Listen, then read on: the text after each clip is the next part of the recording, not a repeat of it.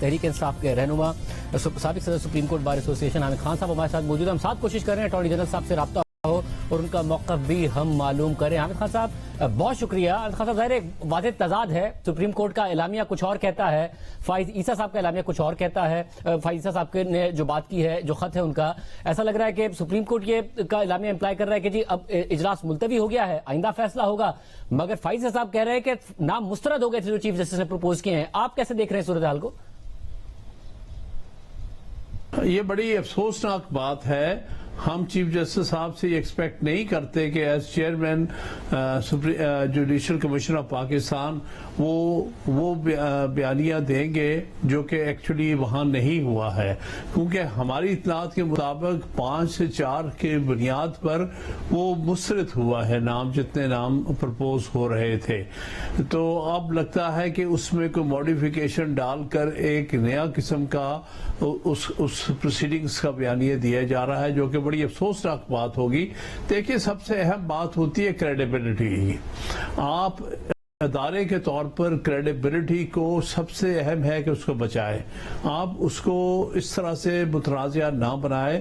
جو حقیقت میں وہاں ہوا ہے, جو آپ کی طرف سے پریس ریلیز آنا چاہیے, وہ اس کی نمائندگی کرنی چاہیے. میں سمجھتا ہوں یہ سیکنڈ تھاٹس ہیں چیئرمین کے, کہ وہ انہوں نے سوچا ہے کہ مسترد نہ کہلائے بلکہ ہم اس کو پوسٹ-پونمنٹ کا نام دے دیں. تو چلیے, پوسٹ-پونمنٹ کرنی تو شروع میں ووٹنگ کرانے سے پہلے پوسٹ پون کر دیتے. جب ووٹنگ ہو گئی تو اس کے بعد تو اس کو پوسٹ پون کرنا نہیں کہا جا سکتا, اور نہ ہی یہ کہہ سکتے ہیں کہ اس میں ہم نے کچھ اور نام ایڈ کرنے. آپ نے جو نام اب دینے ہیں وہ نئے سرے سے آپ دیں گے جب بھی میٹنگ ہوگی, اور میٹنگ جو ہے ہر صورت چھٹیوں کے بعد ہونی چاہیے. اچھا, مگر اب حامد خان صاحب اس صورتحال سے نکلا کیسے جائے؟ آپ نے بھی اعتراض کیا تھا, جیسے اطہر بن اللہ صاحب ظاہر ہے ایک بہت زیادہ ریسپیکٹ کمانڈ کرتے ہیں اکراس اگر ہم لیگل کمیونٹی دیکھیں وہاں پر بھی کرتے ہیں, اگر پولیٹیکل ہم کلاس دیکھیں وہاں پر بھی کرتے ہیں. کسی کو سبھی ان کے کریکٹر پر اور ان کے فیصلوں پر اور جو ان کا کردار رہا ہے ایز چیف جسٹس اور جج, اس کی تعریف کرتے ہیں. تو آپ نے بھی اعتراض اٹھایا تھا کہ ان کا نام کیوں نہیں کنسیڈر ہو رہا. اب اس سچویشن سے کیسے نکلا جائے؟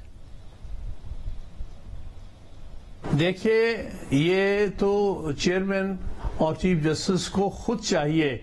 یہ ساری ذمہ داری جو ہے وہ چیف جسٹس پہ آتی ہے کہ وہ جوڈیشری کو اپنے ساتھ لے کے جائے, ڈیوائیڈ نہ کرے. یہاں پر جو نظر آ رہا ہے کہ وہ اس آپس میں جو ہے عدلیہ کو تقسیم کر رہے ہیں, ان کو تو اکٹھا کرنا چاہیے. تو اس لیے اس سے عدلیہ کے وقار میں کمی آئے گی, عدلیہ کی آزادی میں کمی آئے گی. اس لیے میں اپیل کروں گا چیف جسٹس صاحب کو کہ وہ کسی قسم کے مزید اختلافات عدلیہ میں نہ پیدا ہونے دیں, اتفاق کریں, اور جو حق کی اور اصول کی بات ہے اس پر چلے, اور کسی کے ساتھ ناانصافی نہ کرے. منصفوں کی سلیکشن میں جب آپ ناانصافی کریں گے, ایک چیف جسٹس ہے سندھ ہائی کورٹ کا 5 سال سے ان کو بٹھایا ہوا ہے, کوئی جواز نہیں ہے کہ ان کو کیوں نہیں آپ سپریم کورٹ لا رہے ہیں. اطہر بن اللہ جو کہ اسلام آباد ہائی کورٹ کا چیف جسٹس ہے 4 سال سے, ان کو آپ نے باہر بٹھایا ہوا ہے, آپ کنسیڈر ہی نہیں کرتے. اسلام آباد ہائی کورٹ کی نمائندگی ہی سرے سے کوئی نہیں ہے. اس قسم کی ڈسکریمنیشن بہت زیادتی ہے. اس کو ہم انگریزی میں اور قانونی الفاظ میں باعث کہتے ہیں. باعث نہیں ہونا چاہیے, آپ کو سب کو ساتھ لے کے چلنا چاہیے, اور جو بھی بات ہو کنسنسس سے کریں, اختلافات نہیں ہونے چاہیے. تو میں امید کروں گا کہ چیف جسٹس صاحب اب آئندہ سے کوشش کریں گے کہ اپنے ساتھ سب کو لے کے چلیں, کیونکہ ان کی بنیادی ذمہ داری ہے. سب پھر ایک اور بھی اعتراض ہے, ظاہر سیاسی جو قیادت ہے اس کا اعتراض اپنی طرف, مگر جو لیگل کمیونٹی ہے اس کا بھی, پھر جو عدالت کو بہت عرصے سے سینئر نمائندے کور کرتے ہیں ان کا بھی, کہ مخصوص بینچ بنتے ہیں. خاص طور سے اگر کچھ سیاسی مقدمات ہوں تو اس میں مخصوص افراد پر بینچ بنتا ہے, بہت سینئر ججز کو اگنور کر دیا جاتا ہے. آپ سمجھتے ہیں کہ یہ اعتراض بھی درست ہے اور اس میں بھی بہتری کی ضرورت ہے؟ بہت ضرورت ہے اور بہت عرصے سے ہماری یہ ڈیمانڈ ہے کہ سپریم کورٹ رولز جو 1980 میں بنائے گئے تھے ان میں ترامیم کی ضرورت ہے.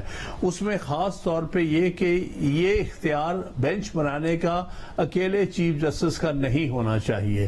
اس کے ساتھ کم از کم 2 یا 4 ججز کی کمیٹی ہونی چاہیے جو کہ کیسز کی فکسیشن اور بینچز کی فارمیشن میں ہو. دوسری بات سب سے اہم ہے اس میں کہ جہاں تک آئینی کیسز کا تعلق ہے، کیونکہ جن کو آپ سیاسی کہہ رہے ہیں، بہرحال یہ سیاسی بھی اور آئینی دونوں مل جل کے ایشو ہوتے ہیں. اس کو صرف 5 سینئر موسٹ 5 ججز کے بینچ کو سننا چاہیے.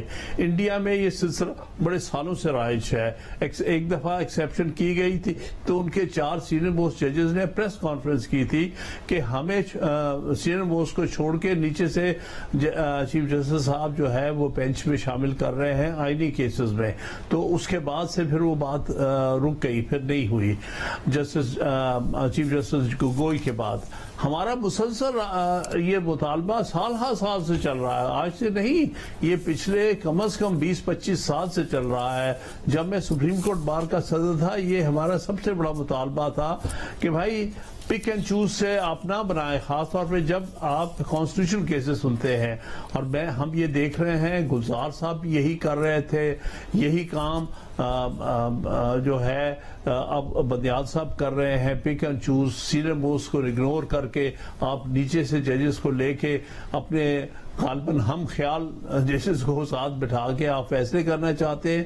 یہ انسٹیٹیوشن کے لیے مناسب نہیں ہے اور انسٹیٹیوشن کے وقار اور آزادی کے لیے بھی مناسب نہیں ہے. بہت شکریہ. تحریک انصاف کے سینئر رہنما، سینئر وکیل حامد خان صاحب کی گفتگو بھی آپ نے سنی.